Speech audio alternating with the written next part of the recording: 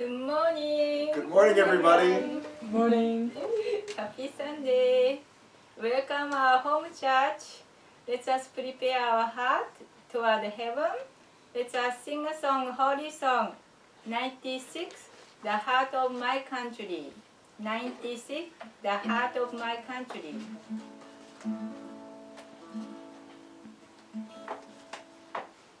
The heart of my country beckons to me to fill its emptiness. My Father long has spoken to me, His desire this land to bless. He sends me on to life unknown, to work in a far-off place. He loves that land before I come, and He'll give it grace. The truth is sought by everyone in many a different way. In darkness, children seek the path that will hasten in the day. Through struggles of the centuries long, they have never ceased to fight. Our Father's will has kept them strong, and through Him they'll live in life. Now, brothers, sisters, all join hands to encircle all the earth. The time has come for all mankind to know the world's rebirth. Whatever we do, wherever we go, we are all in one embrace. When we roll the clouds of dark away, we will see His shining face. Thank you. Next song is 34 by the song of by the song Spring of Life. 34 by the Spring of Life.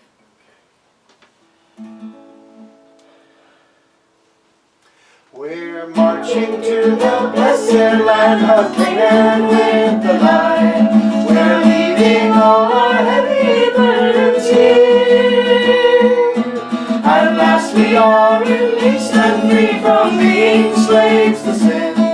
We're coming to the blessed spring of life. Coming to the spring where living water flows. In glory we'll be living evermore. Going to the land where freely flows the spring.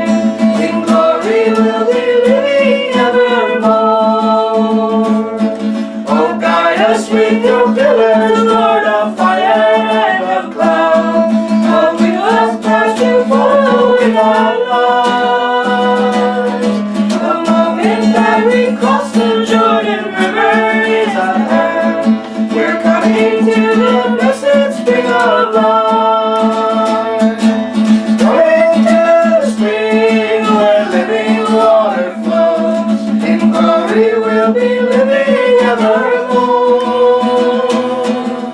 Going to the land where freely flows the spring. In glory we'll be living evermore. Our thirsty hearts receive the joy of manna from above. Your precious food will always be our stay. finds us lacking, we will not despair. We're coming to the blessed spring of life. Coming to the spring where living water flows. In glory we'll be living evermore. Going to the land where freely flows the spring. In glory we'll be living evermore. In glory we'll be living evermore. In glory we'll be living evermore.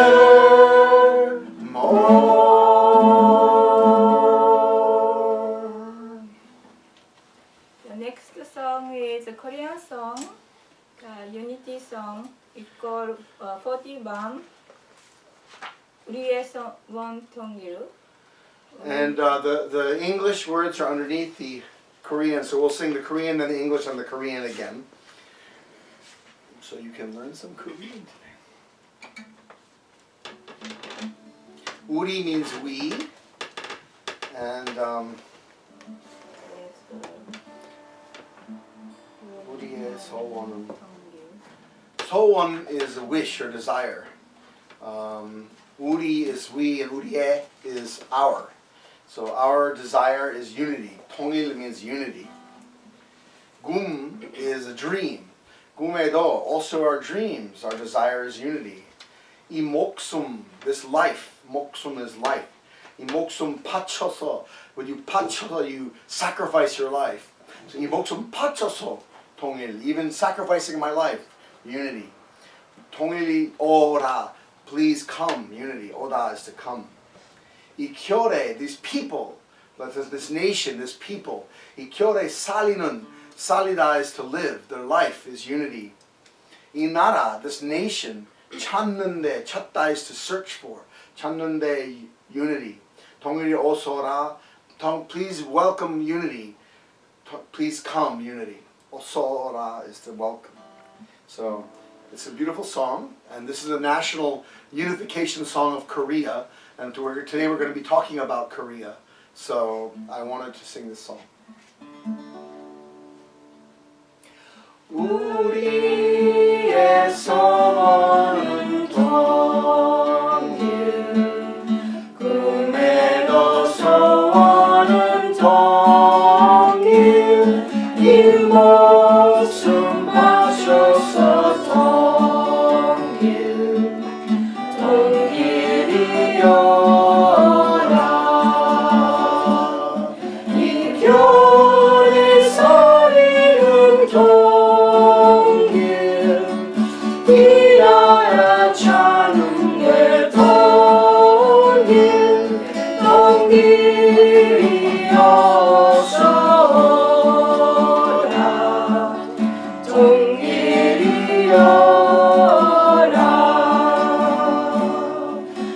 Cherished hopes are for unity.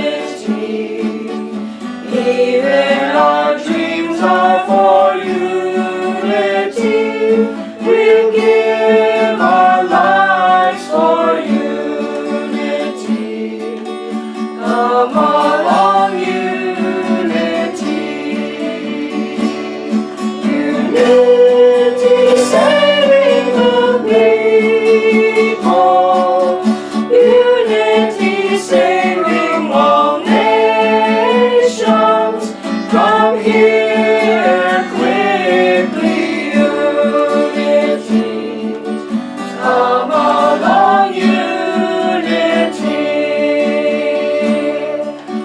우리의 소원은 통일.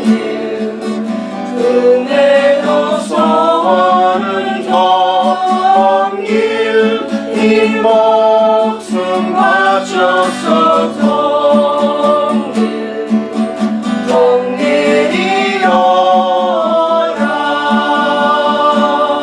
이 교회 살리는 통일, 이 나라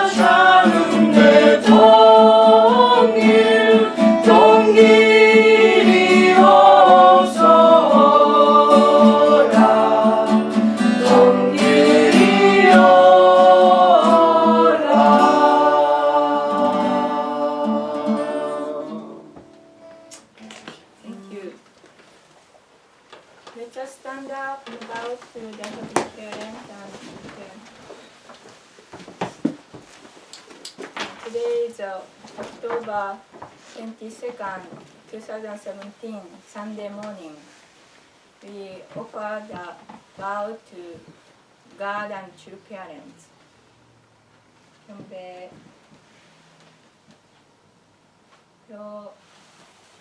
jointly prayer. 살아계시는 하나님 아버지, 참부모님, 안녕하십니까? Most lovely God and true parents, good morning.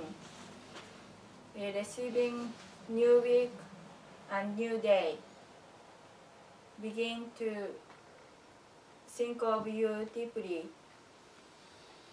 The autumn came.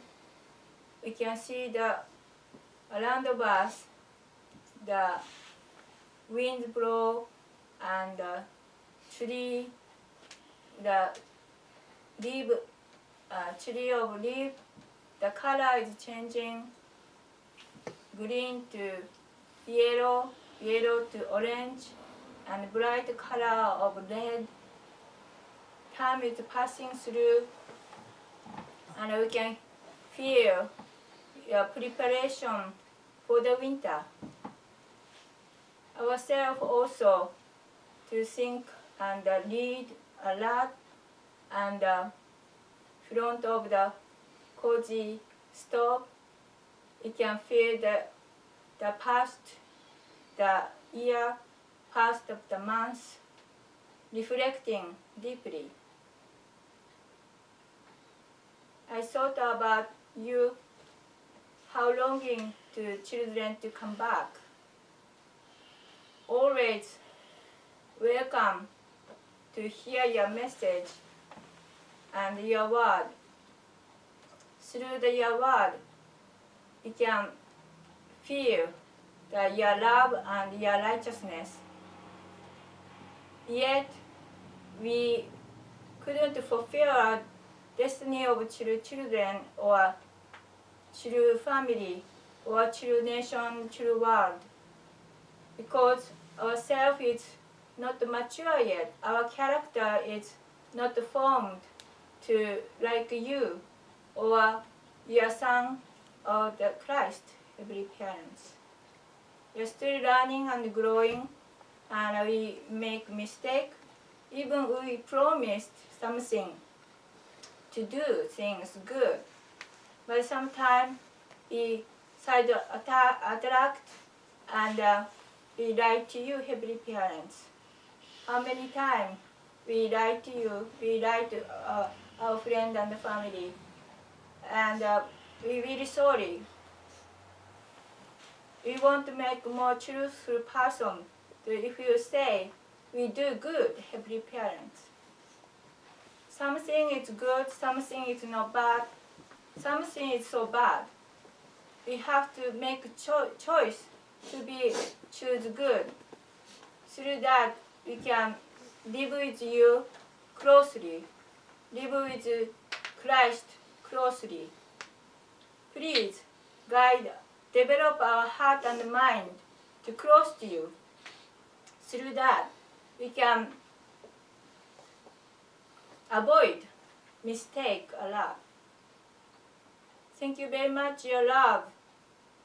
Thank you very much, Christ, a second coming of Christ, giving for time to reflect and forgiving us, to give us chance again, try again, to be good. We are grateful. We want to offer this time sincerely to receive your love and inspiration and your word. Through that, we determine to turn back to you and bring back joy to you through goodness. Please bless this time. Please guide our pastor, can share his heart and mind. Through that, we can catch your heart and we can live with you.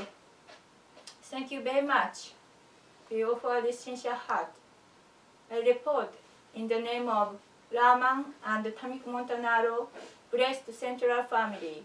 Aju. Amen. Amen. Amen. Thank you. Please sit it and we welcome our pastor, Munkanaro.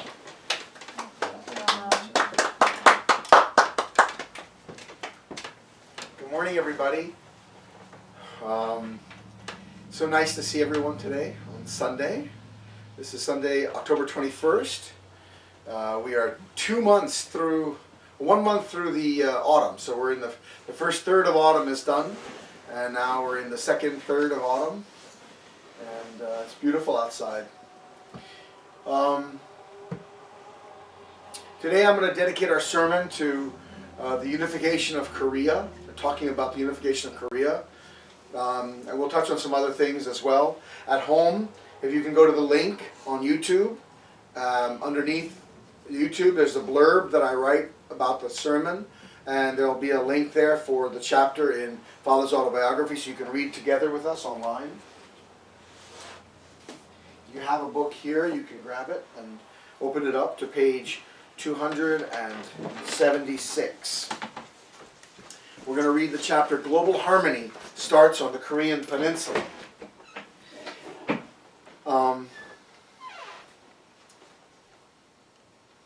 Father was born. Korea is shaped like a giant, like a boot. It's shaped like, it comes out of the north where it touches Russia, and then it sweeps down like this. Japan is over here in the ocean, but Korea sweeps down like this, and then it sweeps around like that and goes back up again and hits China right here. And then the border with China goes up until it hits a little bit of Russia, just in the north. So it just touches Russia right here. But then China is here, and this is the Yellow Sea, and there's the peninsula of Korea, like that. When the Korean War happened, Russia had taken over the northern part of Korea. Russia had done this also in Europe. As you remember from your history lessons, you know that at the end of World War II, Russia had been an ally with Hitler. And then right in the middle of the war, Hitler was afraid of Stalin, and he turned on him and he began to attack Russia. Russia then declared war on Germany, and by declaring war on Germany, it was also declaring war on Japan and on Italy, the Axis powers. So Russia became an ally, quote unquote, of the United States for the last 3 years of the war.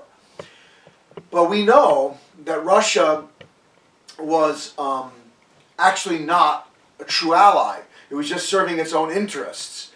It wanted to destroy fascism because communism is an even more evil form of fascism than what Hitler created.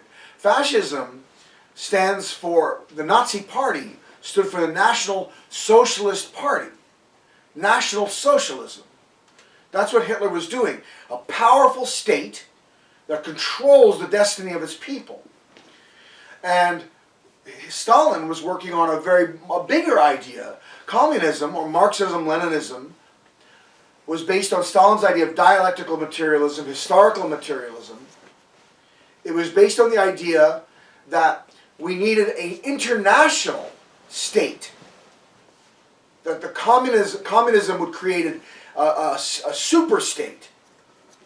And as a result of that, it would control the destiny of all mankind.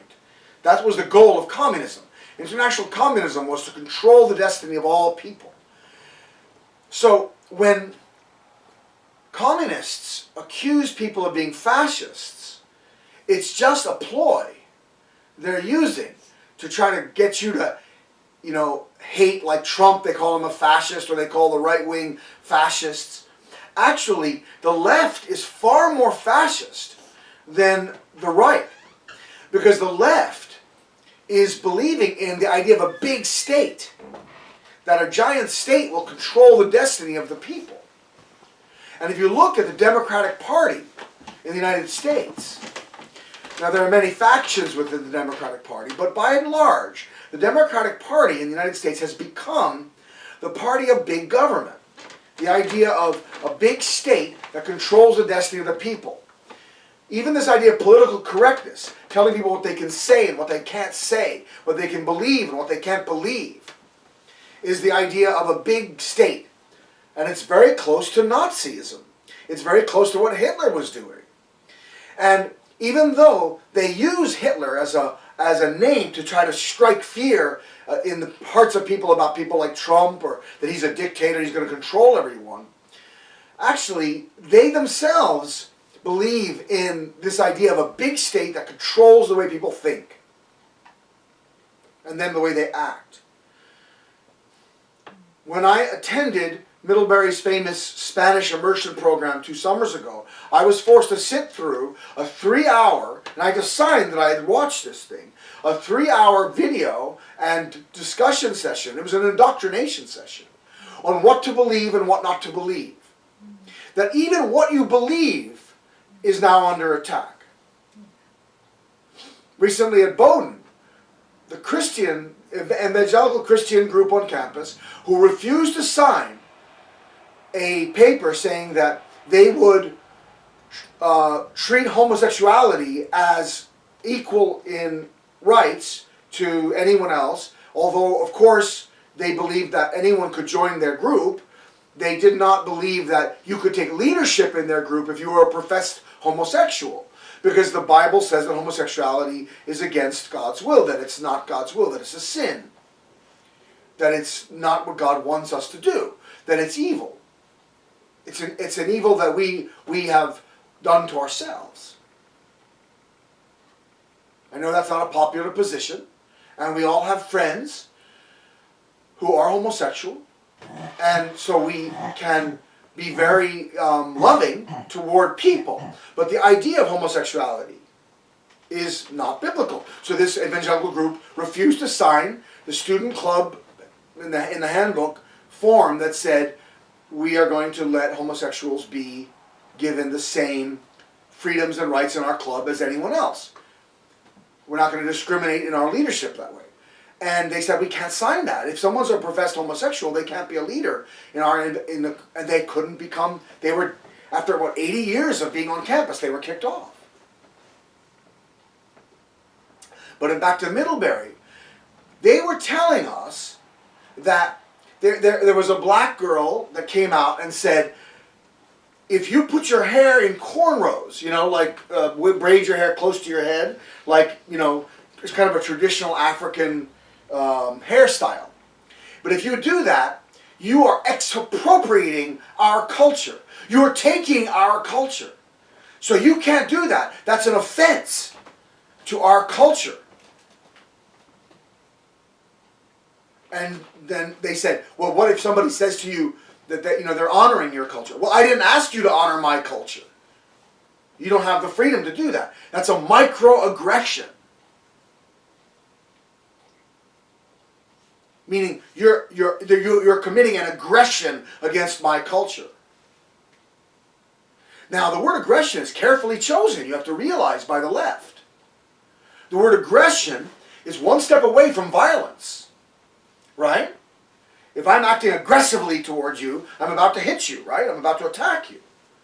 And so, aggression is seen as a form of bullying, a form of hate crime, a crime now. So it's a crime. I put my hair in cornrows and I just committed a crime. See how close that we're getting now to arresting people for wearing their hair a certain way or saying something? Oh, that's a hate crime now. I just said something. Our freedom of speech is gone.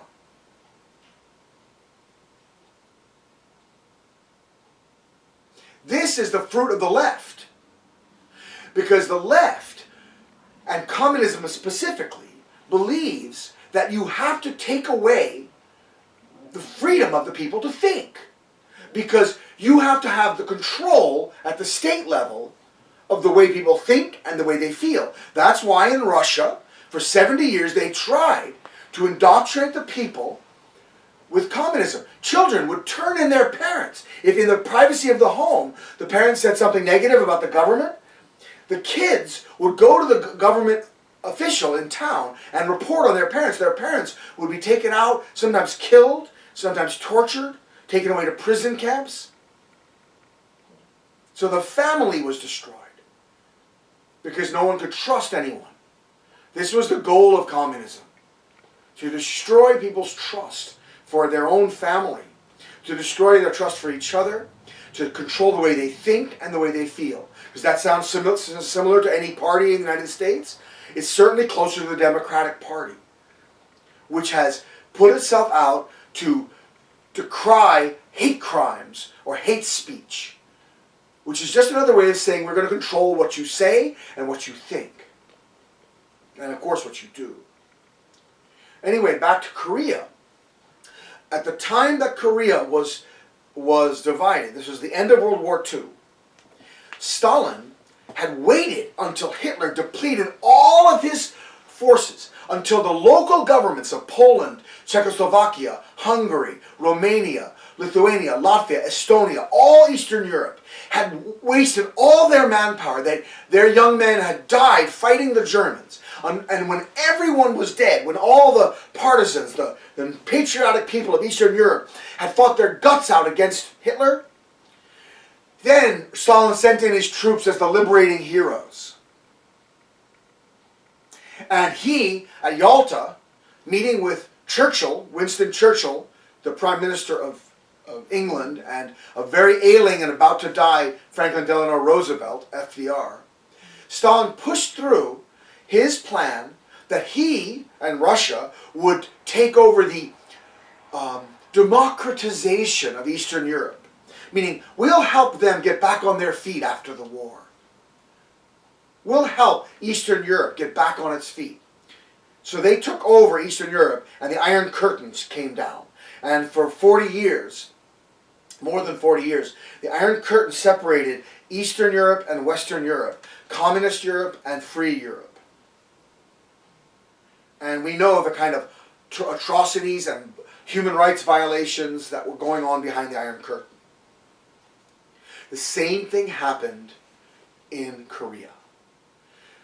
At the same time that Yalta gave Stalin power over all of Eastern Europe, it gave Stalin power over northern part of Korea. Stalin wanted Korea. And we're going to read about this in a second. Korea is a peninsula that unites the mainland of Asia with Japan. It's a passageway to Asia for Japan. So Russia has always been fighting with Japan. The Russo-Japanese War ended with the defeat of Russia in 1905. As Japan was gaining power, they defeated the Russians in Eastern Asia. And Russia hadn't forgotten that. They wanted to take over Eastern Asia, Korea, and even Japan. And then, of course, to go to the United States, to threaten the United States from the West. So Stalin controlled North Korea. So in this peninsula that we saw, at the 38th parallel, the 38th parallel goes around the whole globe, right? 38 degrees from the equator. So 38 degrees from the equator. That line goes right through the center of Korea, just north of Seoul. And it was agreed that the 38th parallel would be the line of demarcation, and that North Korea would be under the assistance of Russia to get it back to unification. And the goal, of course, was free, unified elections between North and South Korea. The United States and the Allied forces were put in charge of South Korea. The United Nations had just been formed in 1945, 46, 47, 48. And so that was the beginning of the UN, the United Nations. Because people were sick of war, and they said, in World War I, they said, this is the war to end all wars. And Woodrow Wilson tried to promote the idea of a League of Nations. But the United States voted against it. The Senate did not ratify it. And as a result, the United States didn't participate in the League of Nations, which collapsed in the 1920s. That led to the rise of Hitler. That led to the rise of fascism. That led to World War II, just 20 years later. The war to end all wars was just a prelude for World War II.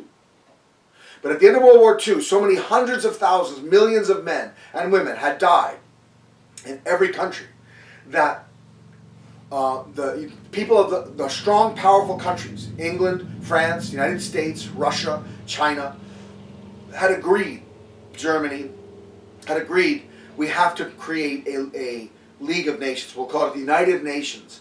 And they had a Security Council. They had General Assembly. They created a forum for all nations of the world to speak, and they tried to create something that was democratic, so the whole world could have a democratic leadership. But it never worked because the Soviet Union was given veto power, the power to cancel anything, right in the Security Council, right from the beginning. So right in the beginning, the Security Council was a battleground between the United States and Russia, the United States and the Soviet Union. And nothing could get done because of that. And it was the beginning of the Cold War. And the Cold War broke out. Its first hot war was in Korea. Because Russia had come in, Soviet Union had come in, and they had refused to allow free elections. After 3 years, they were supposed to have free elections in 1948, and they refused because they said the South's population is twice as much as the North, and they will vote for whoever they want, and we won't get a chance to get what we want. So already there was the they and we getting set up. And Stalin had installed Kim Il-sung, the Kim family, in power. He was a communist that had been trained in Russia, that had been a freedom fighter against the Japanese. And so he was installed in power in North Korea as the dictator of North Korea. But he was a puppet of Stalin in the beginning. And that's the situation that led to the Korean War. After 1948, the borders were sealed. Kim Il-sung begins to amass weapons. And in 1950, on June 25th, Yug-iyo, the Korean words yug means 6, right? If you know your taekwondo, it's yug is 6, e is 2, o is 5, right? So Yug-iyo is 625. On 6/25, June 25th, 1950, the Korean War broke out. The North Korea sent their tanks over the border, and they began to crush the South Koreans because there was no army. They had no army. They had not been building up an army. North Korea, based on their communist idea of militaristic occupation, they had amassed tanks. They had been getting weapons from the Soviet Union and China, and they began to attack. And we'll read about this now, and we'll read about why Korea was chosen for that first battleground of the Cold War. Global harmony. This is from Father's autobiography. The chapter, Global Harmony, starts on the Korean Peninsula. Okay, open your books up if you have them to page 276. And if you have a different copy, it might be a different page, just close by that. Father was born in the northern part before that separation, 1920, when Korea was one country. He was from the northern part. I miss my hometown so much that I visit it often in my dreams. My hometown is far beyond Seoul, in Cheongju, North Korea. It is an area that has both mountains and the sea. Wherever I am, and whatever time it may be, my heart is always reaching out to that place where there is love and life. All of us are born into our parents' lineage. And as we grow up, we are nourished by our parents' love. We cannot forget our hometowns, because that is where the ground is soaked with our parents' love. That is why, the older we get, the more we miss our hometowns. It is where our roots are, and where we must return. It is difficult for people to cut themselves off from things that are fundamentally important to them. In 2004, I ended my activities in the United States after 34 years and returned to the Korean Peninsula where heavenly fortune resides. Now, Father's going to talk about what heavenly fortune means. It's very interesting. We are not aware of the exact time when morning becomes noon. Neither are we aware of the exact time that evening becomes night. In the same way, human beings have no way of knowing the moment when heaven does its work. That is how it is with our lives as well. Our moments of success and failure all pass us by without our being fully aware of exactly when they began to unfold. The same is true with nations. We cannot know the moment when good or evil or ill fortune comes to a nation. Heavenly fortune is a force that moves the world.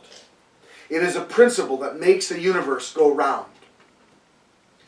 Though we may not know it, there is clearly something called heavenly fortune, which the one who created this world uses to conduct his providence. The universe moves in perfect accordance with its own order. All beings in the world bear within them a certain principle that is put there even before they exist. When a baby is born, no one has to teach it how to breathe or to open its eyes. The baby does these things without being compelled. Things that happen on their own hold within them important keys to the secrets of the universe.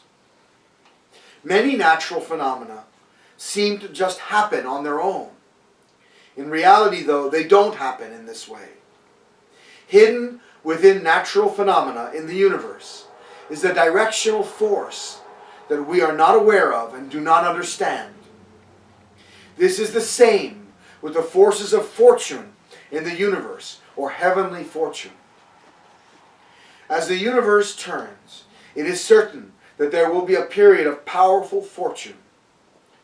If we understand the principle of the universe, whereby spring follows winter and then is followed by summer, then we can foresee a bright future for Korea after a long winter of misfortune. Those who are wise will align themselves with the laws and rhythms of the universe. When I was in America, I would often fish in the Hudson River near my home. I have been a very skilled fisherman since I was a young boy, but there were days on the Hudson when I could not catch so much as a minnow and had to return home disheartened. Fish have paths they travel at certain times. If we don't know where these paths are and what times they are on these paths, we won't catch any fish. Just because there is water, it does not mean there will always be fish passing by.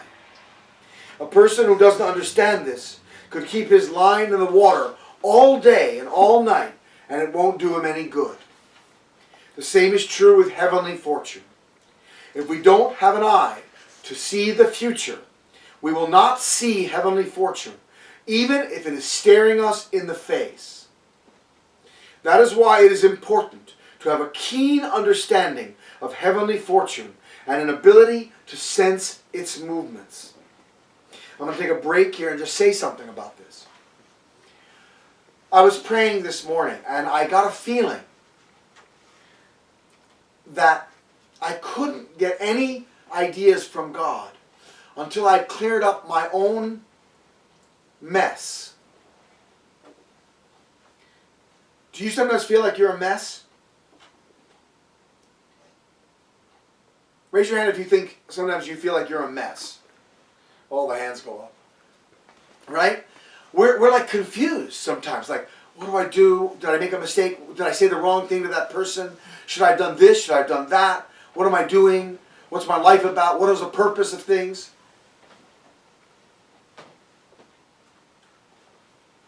So, we look at ourselves and we're a mess. We're so involved with our own mess. It's like a whirlpool. It's sucking us in, right? It's like spinning around and it sucks us into ourselves. We're like a black hole.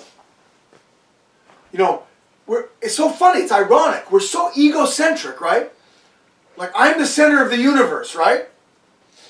What I think is important, what I feel, what I want is the most important. That's all I can think about is what I want, what I need, right? Who I am, right?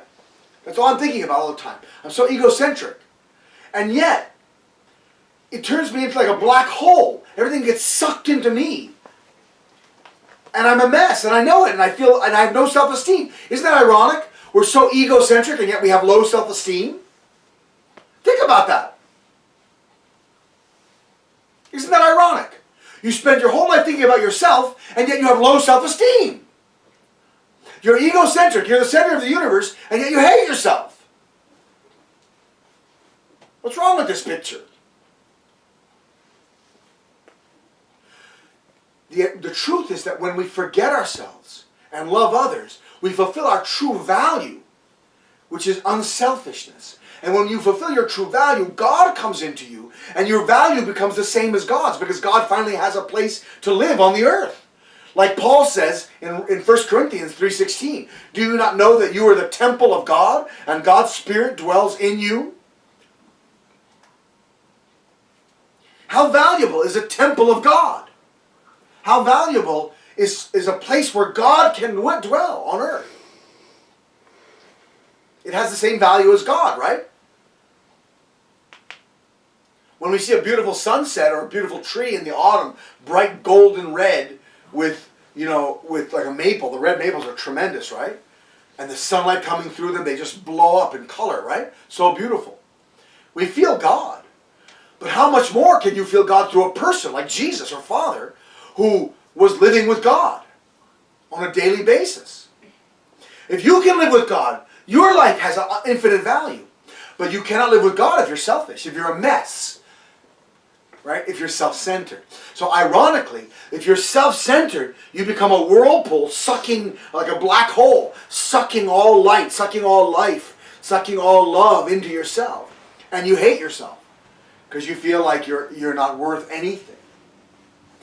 And if you stop that whirlpool and begin to give out to others, even though you don't think you have any value, and because you have no value, I can't give anything to anyone if I have no value, right? That's the lie Satan loves to use. You suck. You're such a mess. Look at yourself. Look at yourself. Look at only yourself. Look at yourself. Look at yourself. Look at yourself. Right? And you get a whirlpool going down, a black hole. Satan's delighting on that. Because then he can say, look at yourself. You're such a mess. How can you give anything to anyone else? What would anyone want from you? You're a mess. See how it feeds into the selfishness then? Well, I can't give anything to anyone. I suck. And now I can't give anything to anyone. So you have to just tell Satan, go to hell. Sorry, it's true, right? And that's where he belongs. So, okay, I'm not cursing there. Go back to hell, right? Go to hell where you belong. I'm not going to join you there. I'm sorry. I have something else I have to do. I'm really terribly sorry. I can't keep my appointment with you in hell. I'm going to go and take care of some other people. I'm going to forget myself and think about other people for a while. And you go and you help other people, and suddenly you're happy. What was that slogan, right? You've probably seen this. Love is the only thing that increases the more it is given away. Love is the only thing that gets bigger the more you give it away. The more you give love, the bigger your love gets. Ironic. The universe is full of these kinds of paradoxes and ironies. We have to understand that when we're feeling selfish and we can't give something away, you've got to shake that off. And you've got to be able to give love. And what I discovered this morning, and I've been thinking about this for a couple of weeks, is that when you pray and really sit with God, at first all your selfishness bubbles up. All your, I suck, I'm no good, I'm the center of the universe, I suck, I'm no good, I'm the center of the universe. All that stuff is just playing in your head. But after a while you get bored with it. And you start to reach out. And then you finally say, hi, Father. Hi. And suddenly God's right there. And you realize He's been there all along, waiting for you to get your stuff, get over your stuff. And then you can have a conversation with God. And then you can become unselfish. And it's like a piece of wood. You know, our friend is a salvage logger and a sawyer, so we've been cutting wood all week and stacking wood all week and preparing firewood and preparing beautiful planks of walnut and cherry and just all and hemp, and hickory and all these kinds of amazing woods. So wood is on my mind, right?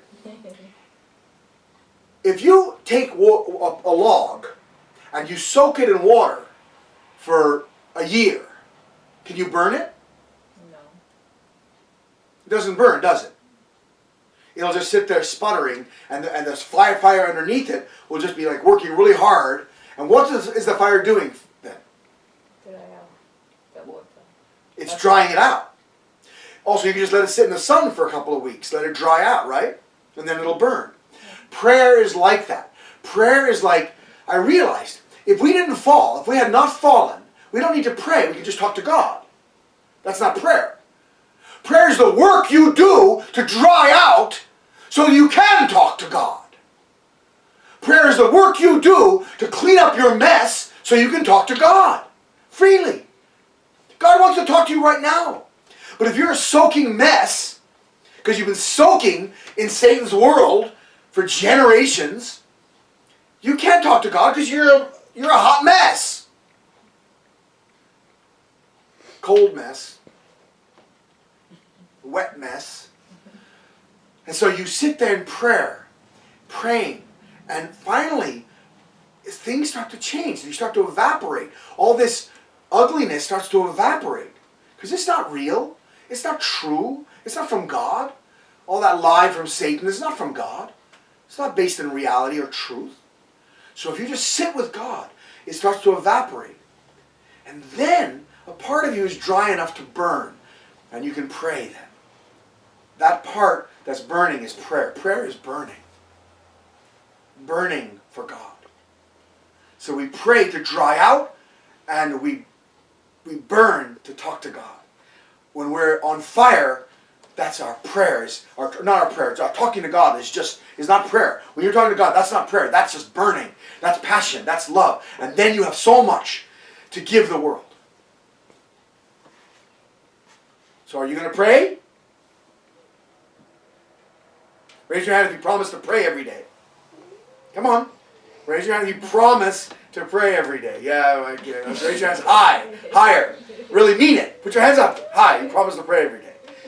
Prayer is how you dry out. Talking to God is the fruit of prayer.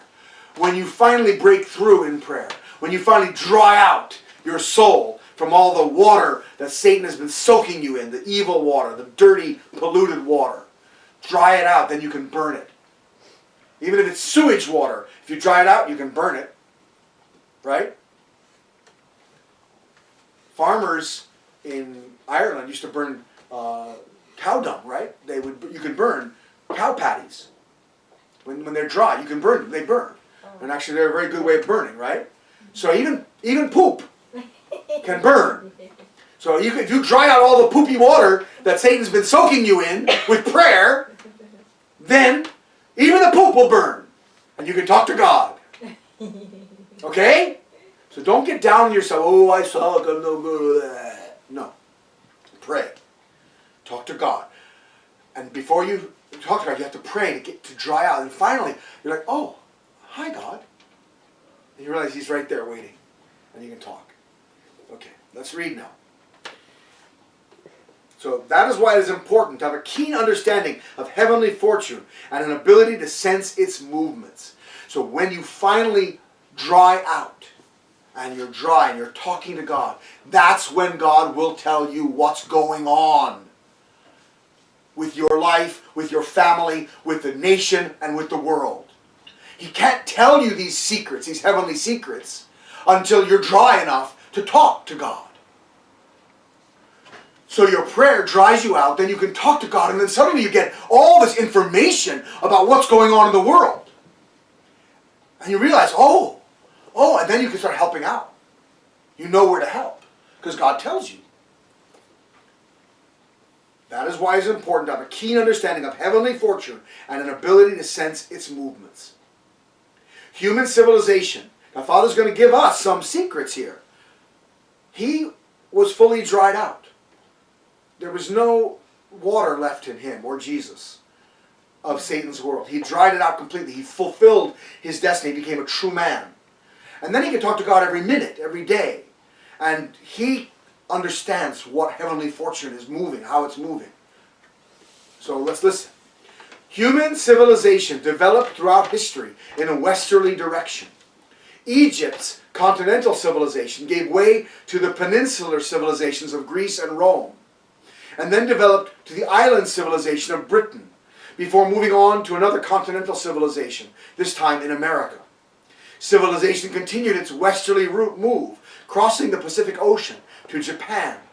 The movement of civilization didn't stop there. The force that raised up Japan to such a great position is now moving to the Korean Peninsula.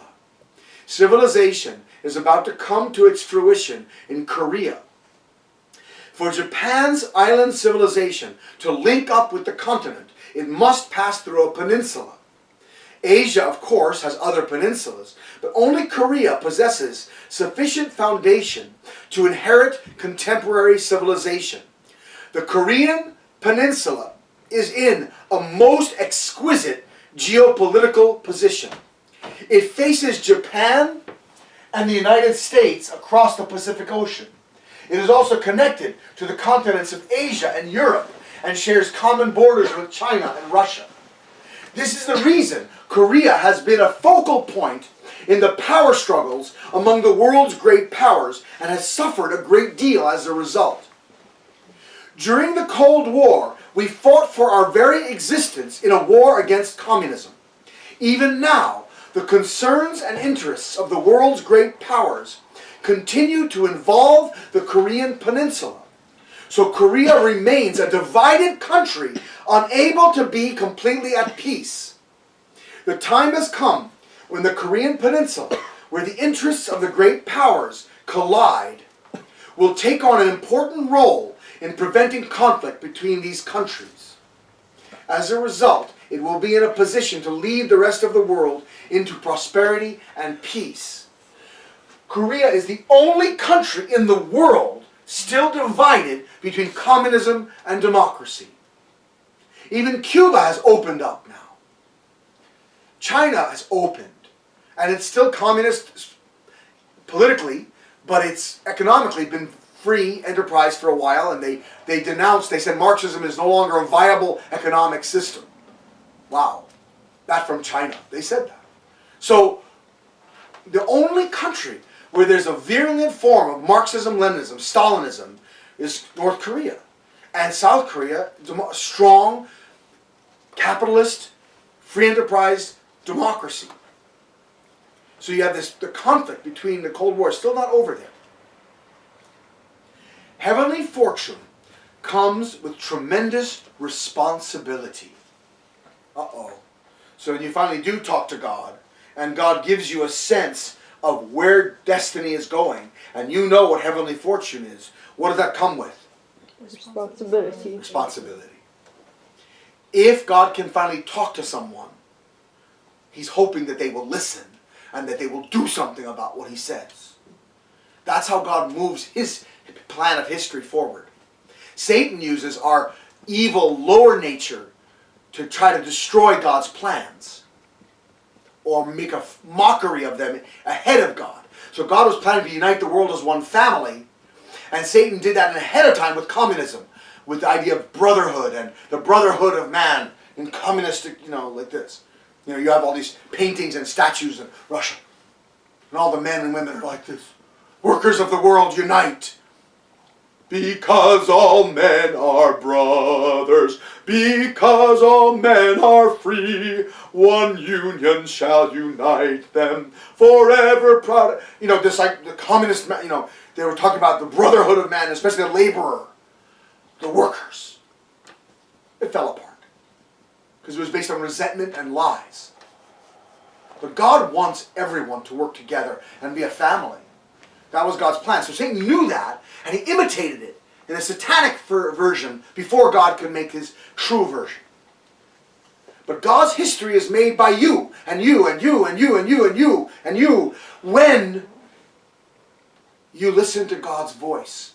When you dry out in prayer, and finally you hear the voice of God, and you hear what is true heavenly fortune, and you begin to act on it, and push heavenly fortune forward, then God's history can move forward. Through people who are listening to the voice of God. Heavenly fortune comes with tremendous responsibility. Now that the Korean Peninsula has come into its heavenly fortune, it must play a role similar to a ball bearing. Little Junjun's trying to make a go-kart right now, and he's got this axle idea, but what is the axle, if you just put a wheel on it, it's just metal on metal, it's not going to turn.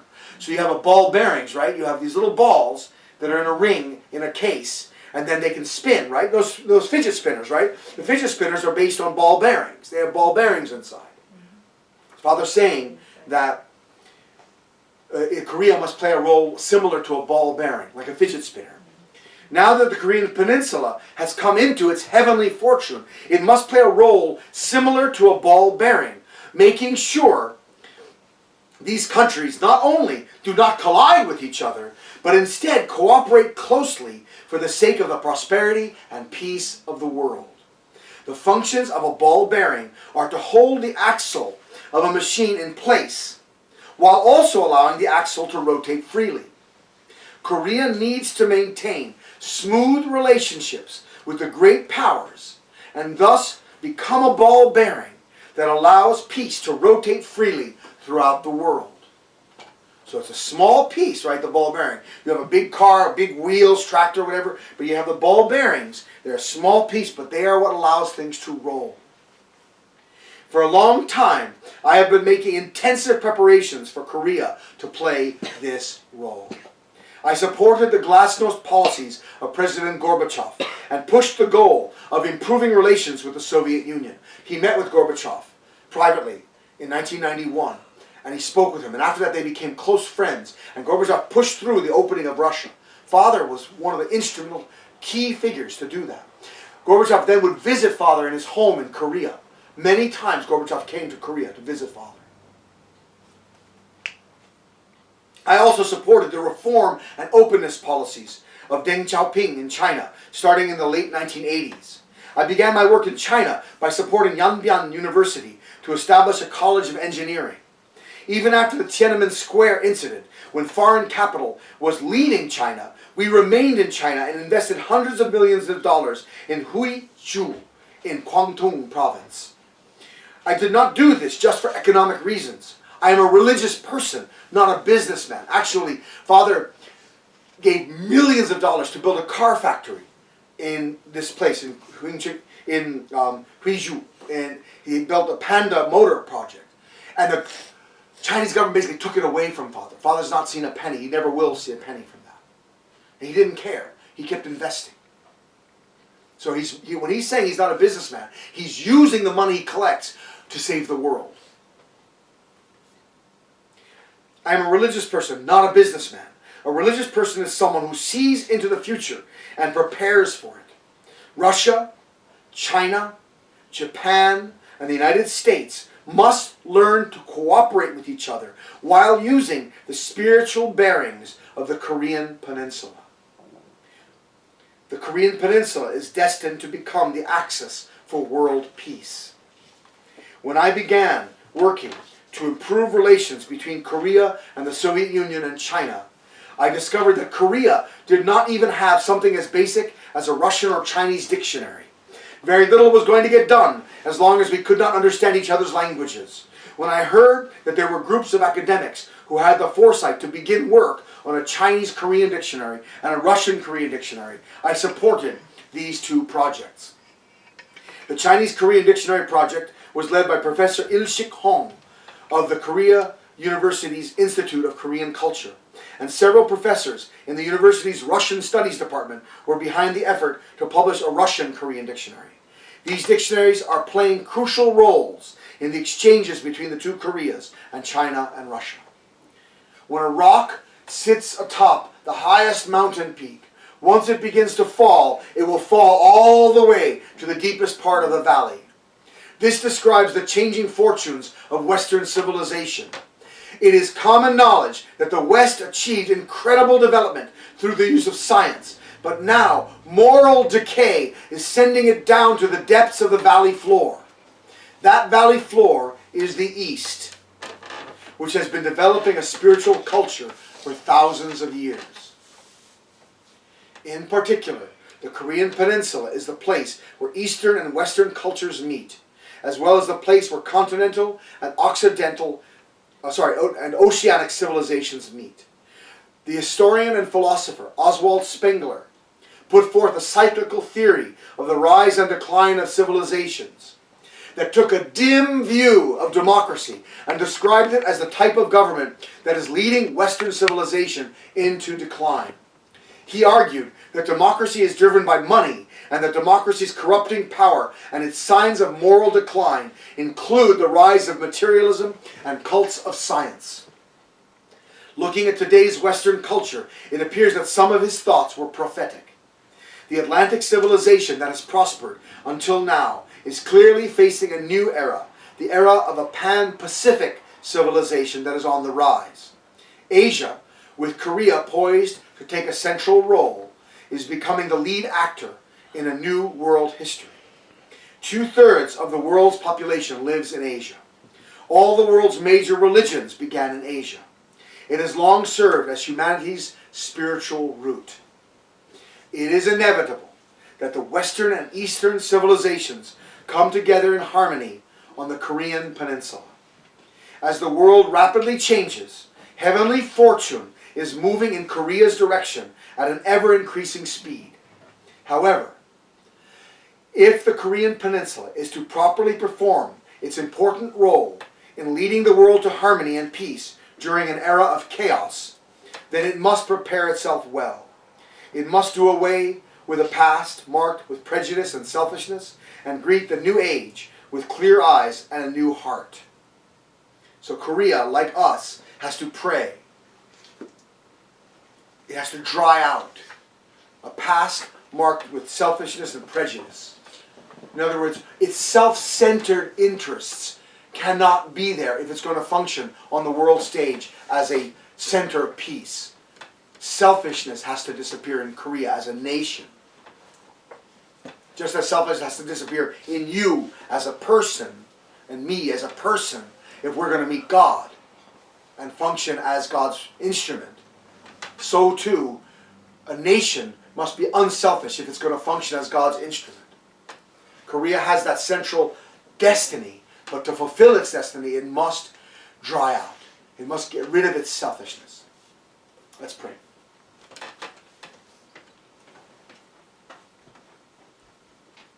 Please join me. Dear Heavenly Father, we're so grateful when you speak through me, when you can speak through Father's words, when you can speak to us, Father, about your destiny, your heavenly fortune, the direction that you want to take history, the hope that you have, the vision you have. I pray that we can dry out in prayer every day and burn a little bit brighter every day for you and with you. Father, if our hearts are clear and our vision is true, we can see heavenly fortune. We can see where my life is going, where my family is going, where my nation is going, where the world is going. I can line myself up with that heavenly fortune and I can help push it forward. Father, please let us all wake up. Let us spend hours in prayer and build a bright spirit that we can see your vision and hear your heart and your words in our heart. And we can push forward your will.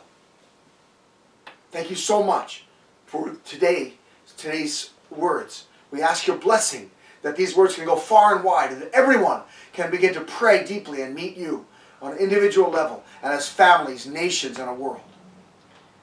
We offer everything to you, and we pray and offer this week and this Sunday sermon in the name of Raman and Tamiko Montanaro, a blessed central family. Aju. Amen.